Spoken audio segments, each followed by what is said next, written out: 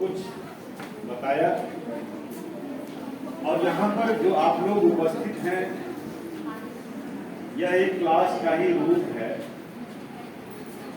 सीखने और सिखाने का एक जरिया है। मेरे बारे में जो भी आपको जानकारी दी गई उससे बड़ी जानकारी मैं इस बात को मानता हूं कि आप में से किसी एक को मोटिवेट कर सकूं, आपका मनोबल बढ़ा सकूं, आपके जीवन को सफल करने में जो हमारी शैक्षणिक व्यवस्था है, जो हम लोग हैं, उसमें अगर 2 कदम मदद कर सकते हैं वह हमारी सबसे बड़ी उपलब्धि होगी। मातृत्व दिवस के 2 दिन बचे हैं और जिस बात को लेकर के अभी चर्चा हो रही थी, जो क्राइम साइकोलॉजी पे बात हो रही थी, वास्तव में जो क्राइम्स हैं वह प्रत्येक समाज के लिए अलग अलग है। एक समाज में वही क्राइम होता है तो वही दूसरे समाज में वह क्राइम नहीं होता। मसलन कि अगर एक परिवार अपनी बच्चियों को अच्छी परवरिश देता है तो वह उस परिवार की विशेषता है, और वहीं दूसरा परिवार यह कहकर परंपराओं में बांध देता है यह हमारी परंपरा है, हमारी संस्कृति है और उसी परंपरा और संस्कृति के तहत हम निर्वहन करेंगे जिसके तहत कि आप आते हैं। बहुत छोटा सा सवाल है कि यह समाज बहुत बड़ा क्रिमिनल है आप लोगों की,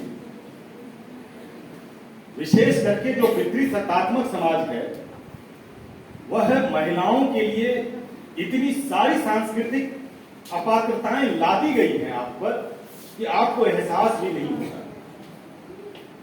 अगर आप अपने नाक को देखें, जहां पर कि आपने बेसर पहन रखा है, जिसको कि आप नथ कहते हैं, इसकी शुरुआत यहीं से होती है।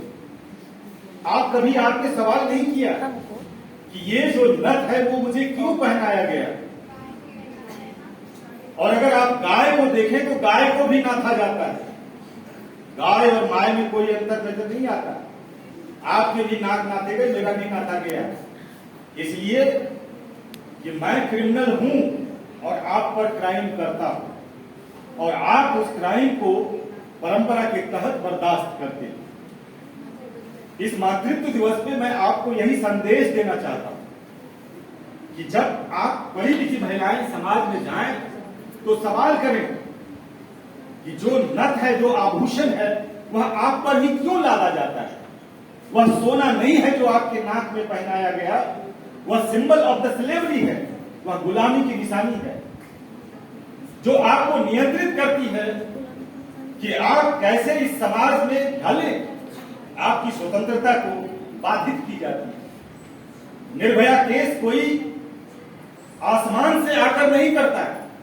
जब उस आंदोलन में मैं शामिल हुआ, मुझे गर्व हुआ कि मैं कम से कम जिस समाज का हूं, पितृसत्तात्मक समाज का या एक पुरुष हूं, तो वहां आकर मैं प्रायश्चित कर सकता। क्या आप उसके लिए तैयार हैं कि आप उसके लिए लड़ सकती हैं? क्या मुंगेर की धरती इसके लिए आगे आएगी कि जो स्त्री के जो अधिकार हैं उसके लिए आप आगे बढ़कर अपनी हिस्सेदारी तय करें? और अगर नहीं तो बीआरएम कॉलेज में पढ़ना आपका सार्थक नहीं होगा।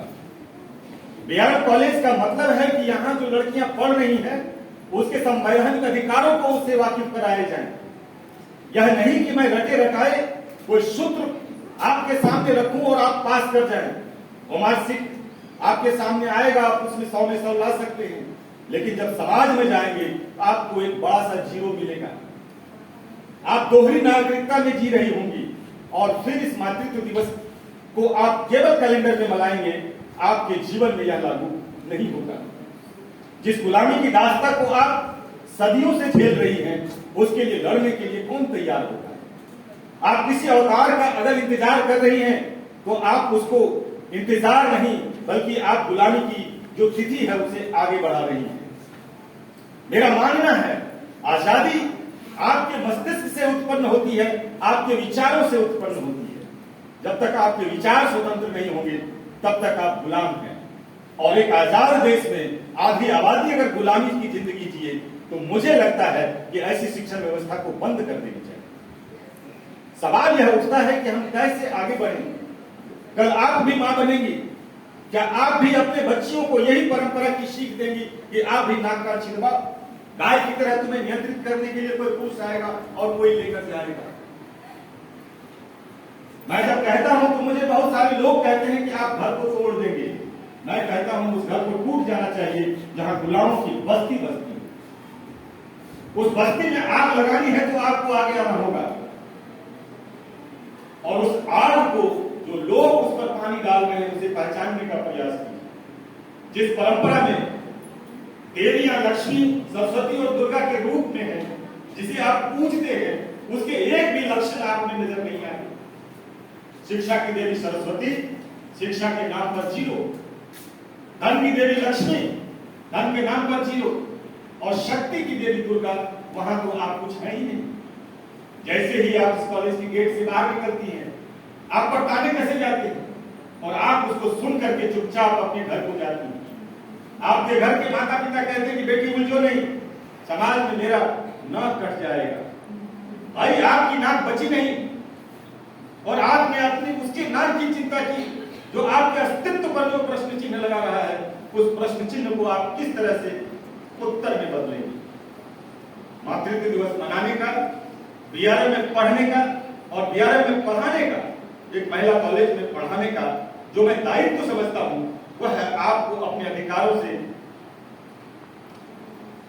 बताना कि आपके क्या अधिकार हैं, जो फंडामेंटल राइट्स हैं।